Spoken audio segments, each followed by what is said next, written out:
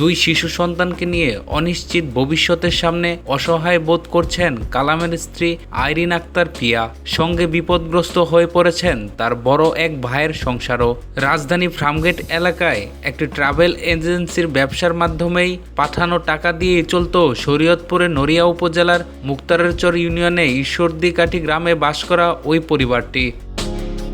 আবুল কালামের সঙ্গে বাড়ির লোকজনের শেষবারের মতো কথা হয়েছিল আজ রোববার দুপুরে বেলা 11টার দিকে ভাবি আসমা বেগমকে জানিয়েছিলেন কয়েকদিন পরই বাড়ি ফিরবেন, কিন্তু ফেরা আর হলো না তার। মেট্রো রেলের একটি বিয়ারিং প্যাড প্রাণ কেড়ে নিল তার। কালামের মৃত্যুর খবর পৌঁছালে গ্রাম জুড়ে নেমে আসে শোকের ছায়া।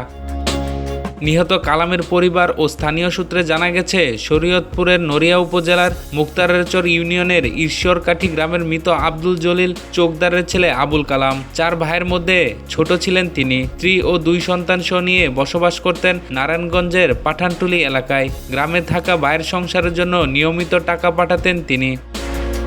আজ রোববার 26 অক্টোবর দুপুর 12টার দিকে রাজধানী ফার্মগেট এলাকায় মেট্রো রেলের বিয়ারিং প্যাড খুলে তার মাথার উপর পড়ে। ঘটনাস্থলে চলে যান তিনি। পরে তার মরদেহ উদ্ধার করে সোহরাওয়ার্দী মেডিকেল কলেজ হাসপাতালে মর্গে পাঠায় পুলিশ। আবুল কালামের ভাবি আসমা আক্তার বলেন, সকালে ফোনে কথা হয়েছিল।